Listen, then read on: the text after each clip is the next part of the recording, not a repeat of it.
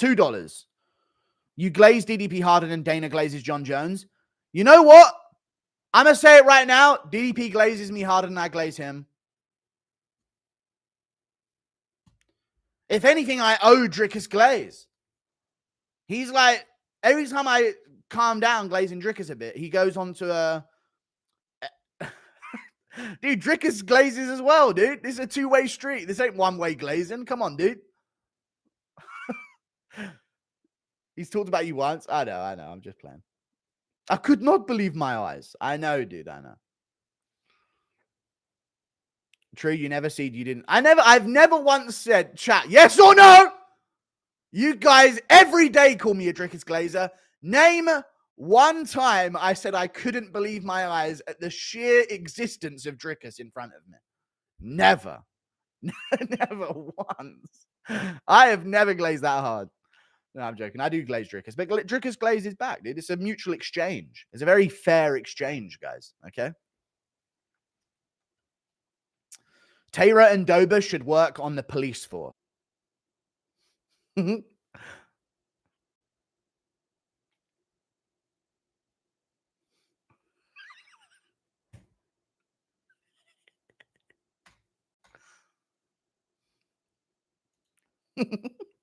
DDP's not going on Ariel's show anymore.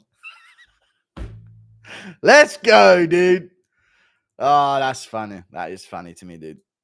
Apparently, DDP's gone MIA on Ariel since becoming the champ. I don't know if it's true, though. He might have just, like, not got the message one time. Because, I mean, how many times would he have been on Ariel if he... What's Ariel actually expecting there, though? What, does he want him to, like... You got to be here once a month after you become champ? Like, dude, he might come on Fight Week or something. I'm in. It's kind of crazy. I don't know. Apparently, he's gone MIA. So, yeah. 3.5 years. Starting to lean towards Yuri. Pereira said no at first, likely due to an injury. Yuri said yes right away, so he's probably injury-free. Yeah, I'm starting to lean towards Yuri as well. And I'd love it if Yuri won, because then they do a trilogy and Ankalaev would have to fight 2 more times. Delaying the inevitable. It's fun. Thank you for the 42 months of membership. Yeah, I kind of think Yuri might win as well. I'm thinking it more and more. What do you splurge or invest these donations from my mummy's credit card on? You know what? I don't spend it. I don't buy luxurious things. I don't have a car. I don't drive. So I don't have a car, or I don't buy a nice car. I just rent a really nice place, I guess. Like a ridiculously nice place. Thank you for the $5. But other than that, I don't really spend money. How many takedowns does DD... Bro, what's up with these guys like Go MMA? The clip channel. I hate the current clip channels, though. I will say that. It's no longer about funny moments for them. It's just getting the views. But I get that's what it's become. But I used to like when clip channels had put together, like, you know, when they were actually fans of the channel and they would like find a funny moment where chat laughed and we're laughing together and chat's chucking jokes in and I'm reading them and it's making it funnier. They're those classic moments. They don't get like put up as clips anymore. Those are the classic moments. But nowadays, it's just like Guru said something that will get people to comment. I'll post that. Guru said something controversial about this. Let's post that. You know what I mean? That's all it is. That's all it is these days. It's kind of lame, but it's all good. I'm not saying what clip channels do that. It's just that the clip channels do not orientate around the most entertaining clips. They orientate around the most controversial or the ones that are going to get the most hate comments or just interaction via hate comments, I guess. Like, the worst take I say every stream is on a clip. And every stream, I'm going to have a worst take. The worst one will be a clip. Fact. Every time. Undeniable. We could have a funny moment. We'll never see it again. Thank you for the $5. Not Chimaev ragdolling people. It's true. It's true. He's not Chimaev ragdolling people. But Chimaev easily dispatched of Li Jingliang when he took John Phillips to like the end of the second round and had to do like 4 takedowns on him.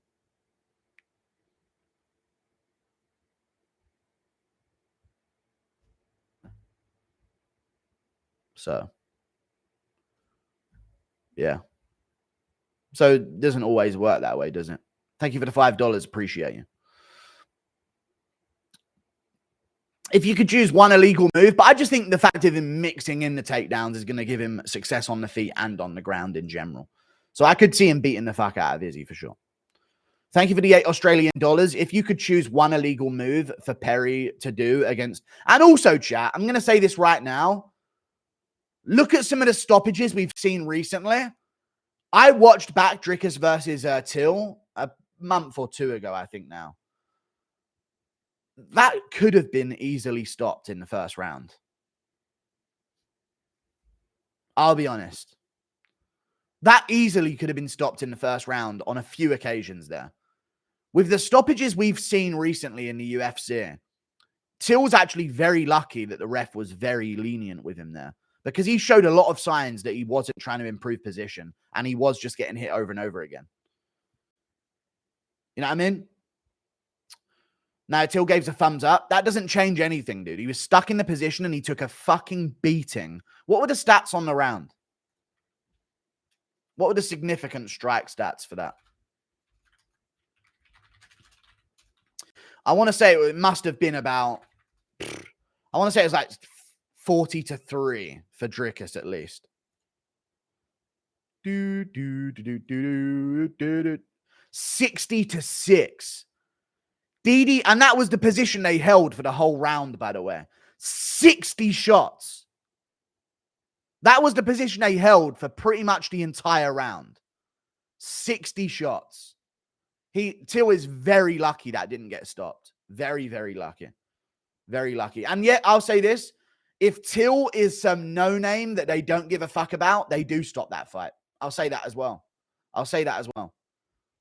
If Till was some no-name contender, they aren't letting Trevin Giles take that first round. They aren't letting him take that first round. They'll stop the fight. They won't let Marcus Perez take that first round. They'll stop the fight. It will get stopped 100%. They gave Till every chance because they knew the dire position he was in his career when he took the fight. You know what I mean?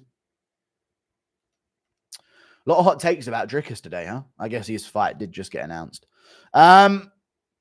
Bit later, we getting a vid? No, I can't. I don't know. I haven't been waking up early enough to think. Well, I've been on low calories for the last 3 weeks, so I would hope so. Just a little bit. People complain about Izzy getting a title fight, but this fight is way better than a Strickland rematch. It is. That's why I don't really complain about it. Like, do I want to complain about the legitimacy of it? Yes. He doesn't deserve it. He's the most privileged fighter in UFC history. His whole legacy is now fake and doesn't count no matter what he does. But something you have to consider is, I can't remember. Yeah, this is a really fun matchup. It's going to be a fun build-up, you know. Thank you for the 5 months of membership, Muhammad Ali. Yuri versus Pereira was a kind of premature stoppage. Then Izzy versus Pereira was definitely a bad stoppage. He was up and still on his feet, moving his head. Yuri versus Pereira was kind of a premature stoppage. Yeah, but Izzy's one was a little bit different because it was more of a sustained beating than Yuri's. Yuri got caught, went for a takedown, got hit a few more times and rolled back. Adesanya had been wobbled for about 30 seconds, getting hit, and then he just covered up and didn't move at all. Like, they literally tell you not to do that, so you can't blame that. And I don't really blame the Yuri stoppage either. I get why Goddard stepped in. He did look like he went out for a bit. But, you know, they should let these fights go longer, and I agree with you. Both of them were a little bit early. But let me tell you this. Both of them were a little bit early. Who's with me here, chat? They were a little bit early. Fair play. But not because the guys would have survived and you wanted to see it.